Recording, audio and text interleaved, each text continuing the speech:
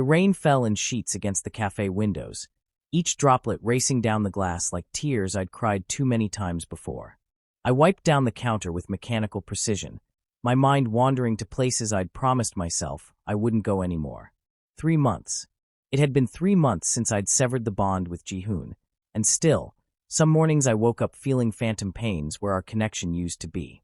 Mansu, table 7 needs their latte. Sung-hee's shrill voice cut through my thoughts like a knife through butter. I grabbed the tray, plastering on the smile that had become my armor.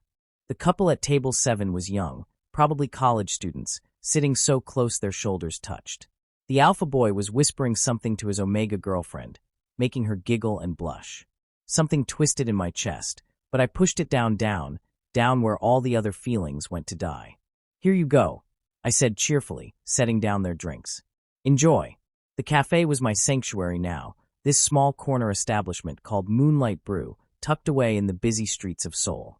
It wasn't glamorous, and the pay barely covered my rent, but it was mine. Well, not mine, I just worked here.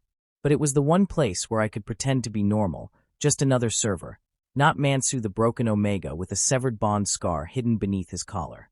"You're staring at couples again." Minki's voice made me jump. I turned to find my best friend leaning against the counter, his dark eyes full of concern and mischief in equal measure. Minki was a beta, my rock since high school, and the only person who knew the full extent of what Ji-hoon had done to me. "I'm not staring," I lied, grabbing a rag to wipe down tables that didn't need wiping. "Mansu." Minki caught my wrist, his touch gentle but firm. "It's been 3 months. Maybe it's time to." "Don't." I pulled away, perhaps more harshly than intended.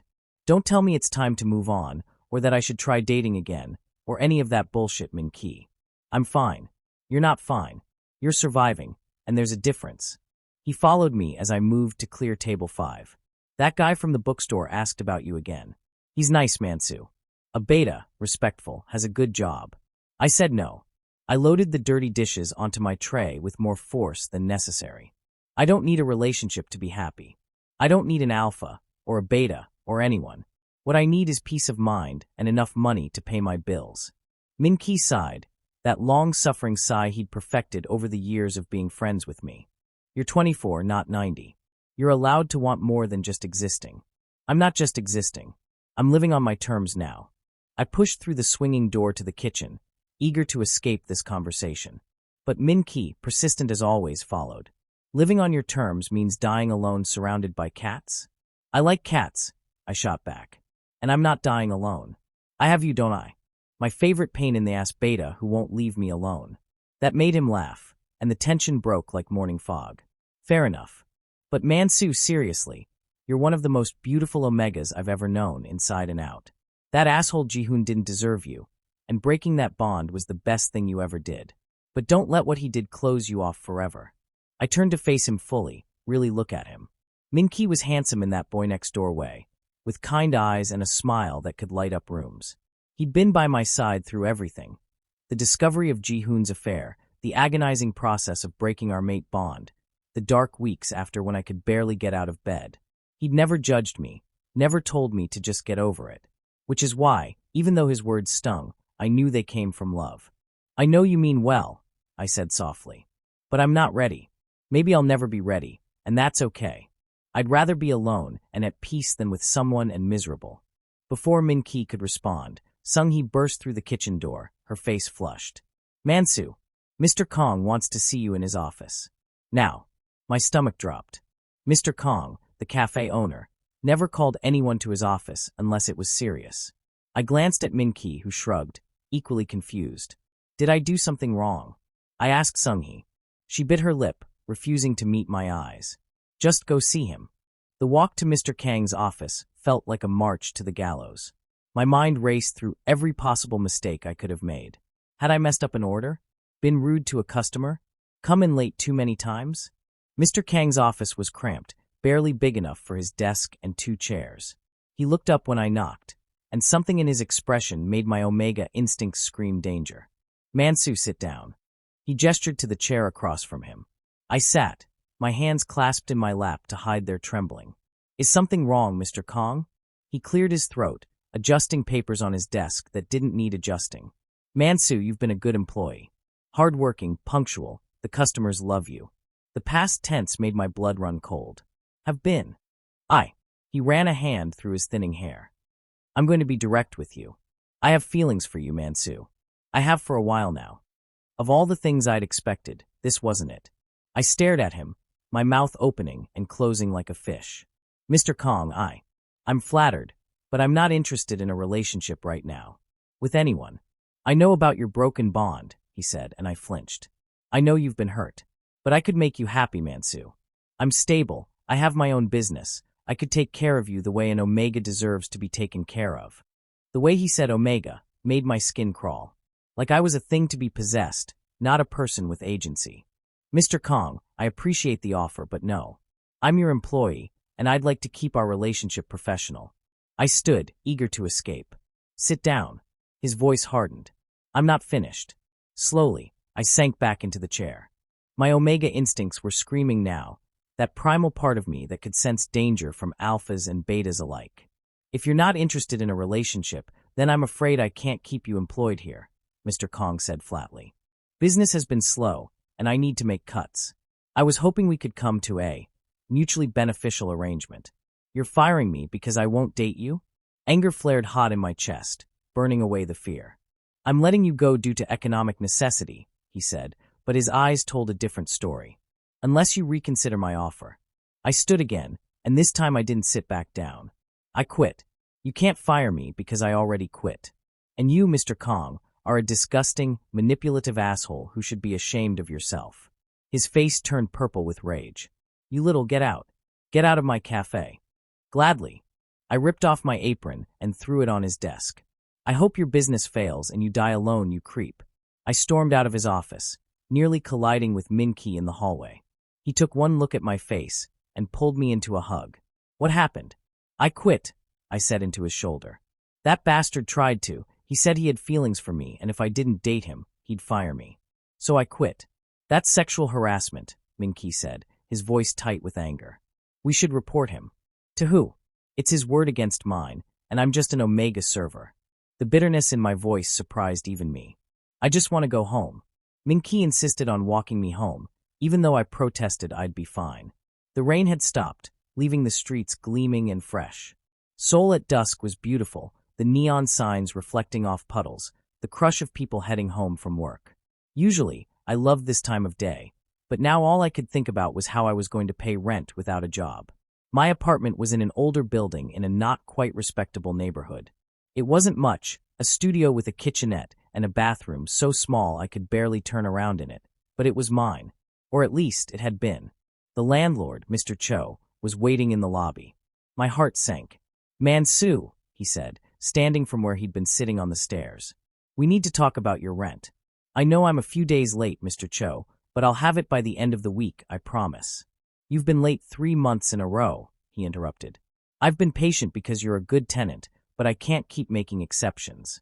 I just lost my job today, I said, hating how my voice cracked. But I'll find another one quickly, I promise.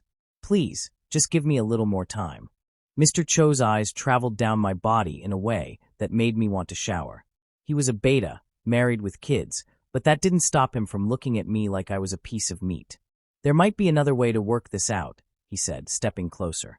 A pretty Omega like you. I'm sure we could come to an arrangement that benefits us both. My stomach turned. Twice in one day. Twice in one fucking day I'd been propositioned like I was something to be bought.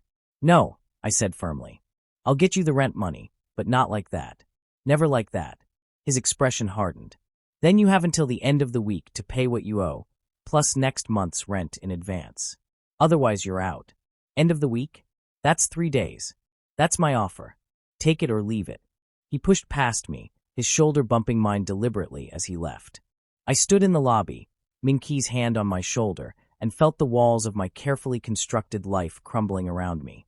No job. Soon to be no apartment. And all because I wouldn't sell my body to men who saw me as nothing more than an Omega to be used. You're staying with me tonight, Minki said firmly. We'll figure this out. But as we climbed the stairs to my apartment so I could pack a bag, I couldn't shake the feeling that I was standing on the edge of a cliff, and any moment now, I was going to fall. The next 2 days passed in a blur of job applications and rejection. Turns out, Being a cafe server with no other experience didn't open many doors. Minki let me stay on his couch, feeding me ramen and words of encouragement, but even his optimism was starting to wear thin. There has to be something, I said, scrolling through job listings on my phone for the 100th time. Anything. Maybe you should lower your standards a bit, Minki suggested gently. Just temporarily, until you get back on your feet. I'm applying to clean toilets at this point, Minki. How much lower can I go? He winced. Sorry. I wish I could help more. You're letting me crash on your couch and eat your food. That's help. I rubbed my eyes, exhausted. It was nearly midnight, and I had to come up with 2 months' rent by tomorrow, or I'd be officially homeless. My phone buzzed with a notification. Another job listing. I almost ignored it, but something made me click. Live-in chef and housekeeper needed luxury penthouse in Gangnam, private employer seeking responsible individual for cooking, cleaning, and household management, room and board included, salary. 8 million per month. I blinked. Read it again. 8 million won a month. That was more than triple what I'd made at the cafe. It had to be a scam. Minki, look at this. I showed him the listing. He whistled low. That's either too good to be true, or you'd be working for someone very rich and very demanding. It says live-in, room and board included. My mind was racing. If I got this job, I wouldn't have to worry about rent.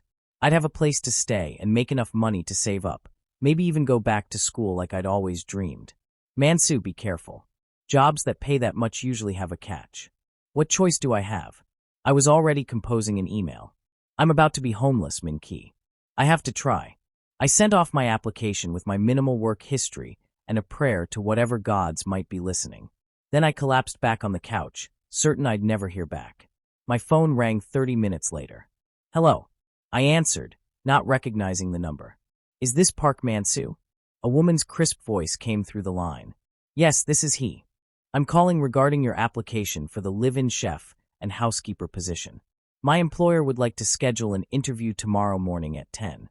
Would that be acceptable? My heart leaped into my throat. Yes, that would be perfect. Excellent. I'll text you the address. Please arrive promptly. My employer doesn't tolerate lateness. She hung up before I could respond. I stared at my phone, then at Minki, who was looking at me with wide eyes. I have an interview, I whispered. I heard. He grabbed my shoulders, shaking me slightly. Mansu, this could be it. This could be your break. Or it could be a disaster waiting to happen. Always the optimist, he teased, but his smile was genuine. Let's get you ready to impress whoever this mysterious rich person is. The address led me to one of the most exclusive buildings in Gangnam. I'd walked past it before, marveling at the gleaming glass and steel, never imagining I'd actually enter. The lobby was all marble and modern art, with a doorman who looked at me suspiciously until I explained I had an interview. Penthouse level, he said, gesturing to the private elevator. Ms. Yoon is expecting you. The elevator ride-up felt like ascending to heaven, or maybe hell. I smoothed down my best shirt, checking my reflection in the mirrored walls. I looked nervous. Well, I was nervous. The elevator opened directly into the penthouse, and I stepped out into luxury I'd only seen in magazines. Floor-to-ceiling windows overlooked Seoul, the city sprawling out like a circuit board. The furniture was modern and expensive, all clean lines and muted colors. Fresh flowers sat in crystal vases. Everything gleamed. Mr. Park Mansu? A woman in a sharp business suit approached. This must be Ms. Yoon. Thank you for coming. Please follow me. She led me through the penthouse, and I tried not to gape at everything. A chef's kitchen that was bigger than my entire apartment. A living room that could host a party for 50. Art on the walls that looked like it belonged in a museum. My employer is very particular, Ms. Yoon said as we walked. He requires someone who can cook Korean, Western, and Japanese cuisine. Someone discreet, professional, and capable of maintaining this penthouse to his exacting standards. Can you do that? Yes, I said, with more confidence than I felt. I was a decent cook, and I'd cleaned plenty. How hard could it be? The position is live-in. You would have your own bedroom and bathroom.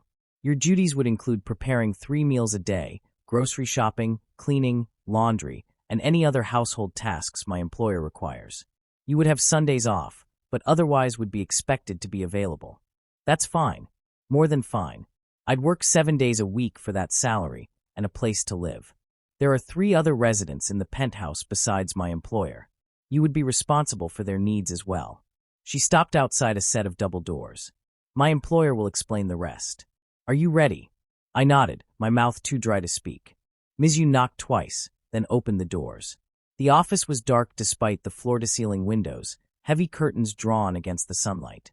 A massive desk dominated the room, and behind it sat a man who made every nerve in my body light up in ways I didn't want to examine. He was beautiful in the way apex predators are beautiful, all sharp lines and contained power. Dark hair fell over his forehead, and when he looked up at me, his eyes were so dark they were almost black. Alpha. Every cell in my body screamed alpha, and not just any alpha. This man radiated dominance like other people radiated heat. Mr. Chonmin, Ms. Yoon said, this is Park Man-soo here for the interview. Chonmin stood, and I realized he was tall, easily 6 feet. He moved around the desk with the grace of a dancer, never taking his eyes off me. I felt pinned in place, a butterfly under glass. Park Man-soo, he said, and his voice was like whiskey, smooth and dangerous. Tell me, little butterfly, why do you want this job? Little butterfly. I bristled at the nickname, even as something in my omega nature preened at the attention from such a powerful alpha. I need the money and a place to live, I said honestly. No point in lying. I'm a hard worker, I'm clean, and I'm a good cook. I can provide references. I don't care about references. He circled me slowly, and I forced myself to stand still even though every instinct told me to either run or submit. I care about whether you'll be an asset or a distraction. I'm not here to distract anyone. I'm here to work. Something that might have been amusement flickered across his face. We'll see. Ms. Yoon, leave us. Sir, leave us. Ms. Yoon bowed and left, closing the doors behind her. Suddenly, the office felt very small, despite its size. Chonmin gestured to a chair. Sit. I sat, mostly because my knees were shaking. You're an omega, he stated, not a question. Yes. Bonded. The question hit like a physical blow. No. His eyes narrowed, seeing too much. But you were. That's personal. Everything is personal when you live in someone's home. He sat on the edge of his desk, looking down at me. I'm an alpha, as you've no doubt noticed. There are 2 other men living here, Danwoo and Dongmin. Both alphas. Will that be a problem? No. My voice came out steady, thank God. I'm not looking for a relationship. I'm looking for a job. Good. He pulled out a contract, slid it across the desk. Because I don't mix business with pleasure. You work for me, you live in my home, but that's all. No complications. Understand? Perfectly. The salary is 8 million won per month. Room and board included. You'll have Sundays off. You start tomorrow. I blinked. Don't you want to see me cook? Check my references? Ask more questions. I know everything I need to know. He stood, walking back around his desk, effectively dismissing me. Ms. Yoon will show you to your room and go over the details. Welcome to my home, little butterfly. Try not to make me regret this. I signed the contract in a daze, barely reading the terms. Ms. Yoon appeared to escort me out, and as we left the office, I glanced back once. Chonmin was standing at the window, his back to me, a solitary figure against the Seoul skyline. I had no idea what I'd just agreed to. But as Minki had said, this was my break. I just hoped it wouldn't break me instead. Moving into the penthouse took all of 2 hours because I owned so little. 1 suitcase of clothes, a box of books, and my grandmother's old recipe journal. That was the sum total of my possessions. Minki helped me carry everything up, his eyes growing wider with each step we took into the penthouse. Man-soo, he whispered as we walked down a hallway lined with what I was pretty sure were original paintings. You're going to be living like a prince. I'm going to be living like a servant, I corrected. But even I had to admit the bedroom Ms. Yoon showed me to was nicer than any place I'd ever lived. It was easily twice the size of my old studio apartment, with a king-sized bed, a full bathroom with a soaking tub, and windows that overlooked the city. The closet alone was bigger than Minki's kitchen. Your duties begin tomorrow morning at 6, Ms. Yoon said, handing me a tablet. This contains Mr. Chonmin's schedule, dietary preferences, and household requirements. The 2 other residents, Mr. Danwoo and Mr. Dongmin, have their information on here as well. Do you have any questions? About 1 million, but I settled for. Where's the kitchen? She almost smiled. I'll give you a tour. Mr. Park. Just Man-soo, please. Man-soo. She nodded. A word of advice. Mr. Chonmin is particular. He likes things done a certain way. Don't try to innovate or surprise him. Follow the schedule, keep the penthouse clean, and stay out of his way when he's working. Do that, and you'll be fine. What does he do? I asked. For work, I mean. Mr. Chanmin owns several businesses. Real estate, import-export, entertainment. He's a very powerful man. The way she said it made it clear I shouldn't ask more questions. Come, I'll show you the kitchen. The kitchen was a dream. All top-of-the-line appliances, granite countertops, and enough space to cook for an army. The pantry was fully stocked, the refrigerator filled with fresh ingredients. I ran my hand over the gas stove, already imagining the meals I could create here. Mr. Chanmin takes his breakfast at 7, lunch at 1, and dinner at 8, Ms. Yoon explained. He prefers Korean food for breakfast, something light for lunch, and Western cuisine for dinner, though he's not opposed to variation. No shellfish, he's allergic. Danwoo and Dongmin are less particular, but their preferences are on the tablet. Got it. My mind was already racing through recipes. The cleaning service comes Tuesdays and Fridays for deep cleaning, but you're responsible for daily maintenance. Laundry, dishes, general tidying. Mr. Chanmin's bedroom and office are off-limits unless he specifically asks you to clean them. We continued the tour. A gym that looked like something from a luxury hotel, a media room with a screen bigger than my old apartment's bathroom, a library filled with books in Korean, English, and Japanese. Every room was immaculate, decorated with that same modern elegance that probably cost more than I'd make in 5 years. You'll meet Danwoo and Dongmin at dinner tonight, Ms. Yoon said. There. Well, you'll see. Just be professional. After she left, Minki and I sat in my new bedroom, still processing everything. This is insane, Minki said, flopping back on the bed. This mattress probably costs more than a car. It's just a job, I said, but even I didn't believe it. This wasn't just a job. This was entering a different world, one I had no experience with. A job in a penthouse with 3 hot alphas, Minki said, waggling his eyebrows. You know what this sounds like? A romance novel. This is real life, not a romance novel. And I'm not interested in any alphas, hot or otherwise. I started unpacking my meager belongings, hyper-aware of how shabby my clothes looked in this expensive closet. That Chanmin guy, though. Minki whistled. Even I could appreciate that, and I'm straight. Those eyes. That voice. Mansu, if you don't end up. Minki. I cut him off. Stop. I'm serious. I'm here to work, save money, and figure out my life.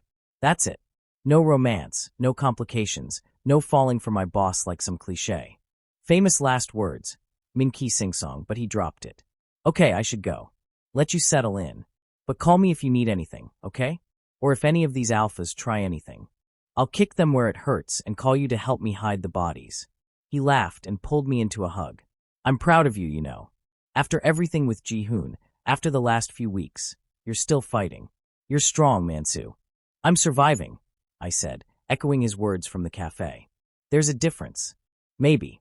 He pulled back, his hands on my shoulders. But survival is the first step to living. You'll get there. After he left, I stood at the window, watching the sun set over Seoul. Somewhere out there was my old life, the cafe, my apartment, Ji-hoon.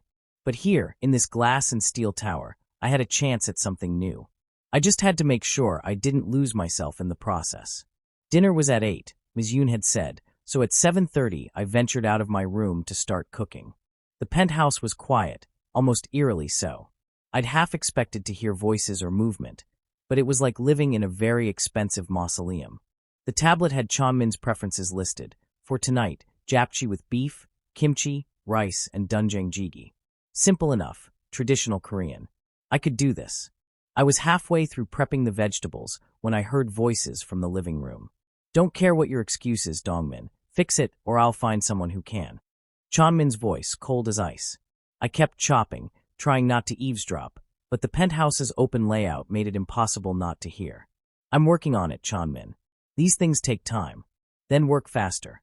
A pause. Where's Danwoo? Meeting with the clients in Busan. He'll be back tomorrow. Fine. I have a conference call at 9. Make sure I'm not disturbed. Footsteps approached the kitchen, and I focused very intently on my vegetables, definitely not looking up as Chanmin entered. He moved to the refrigerator, pulled out a bottle of water, and leaned against the counter watching me work. You settled in? He asked. Yes, sir. Just Chanmin. I'm not that formal. He took a drink, his eyes never leaving me. Japchi. Good choice. It was on the schedule. He moved closer, and I became acutely aware of his presence, the way his scent, pine and something darker, like smoke, filled the kitchen. You're nervous. New job, new place. Of course I'm nervous. Don't be. I don't bite. A pause. Unless asked. My hands stilled on the knife. Was he flirting? No. No, he'd made it clear this was strictly professional. I was reading into things.